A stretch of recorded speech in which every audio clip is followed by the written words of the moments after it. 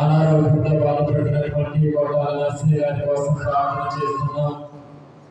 భక్తులు ప్రియాంక గారు జ్వరంతో బాధపడుతున్నారు, వారి కోసం ప్రార్థన చేస్తున్నాం. ప్రభువా మీ యొక్క గాయపడిన హస్తాలతో ప్రభువా విడుదలను తాకి స్వస్థపరిచి సంపూర్ణ ఆరోగ్యం దయచేయండి.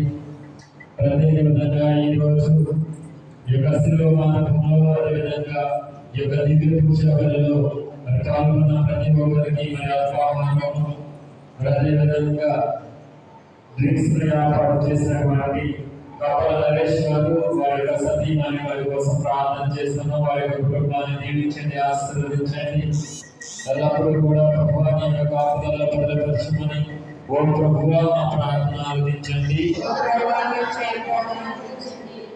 నల్లి సుబ్బమ్మ గారు మరియు చోళ వంశీ గారు పలహారం ఏర్పాటు చేస్తున్నారు. ప్రత్యేక విధంగా వారి కోసం మరియు కుటుంబం కోసం ప్రార్థన చేద్దాం.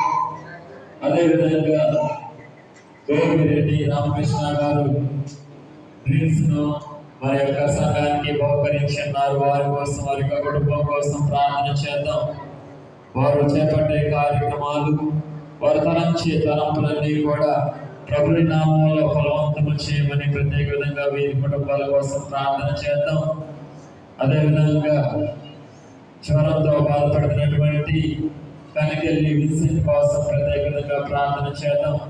ప్రభుని యొక్క స్వస్థత వెలుగు దయచేయమని, ప్రభుని యొక్క కాపుదల వెలుగు దయచేయమని ప్రత్యేక విధంగా ప్రార్థన చేద్దాం. ఇంకా ఎవరైతే అనారోగ్యంతో బాధపడుతున్నారో వారందరినీ కూడా ప్రభుని యొక్క పాదముల చెంత సమర్పించి వారికి ప్రభుని యొక్క కాపుదల ప్రభుని యొక్క స్వస్థతను దయచేయమని ప్రత్యేక విధంగా వీరి కోసం ప్రార్థన చేద్దాం.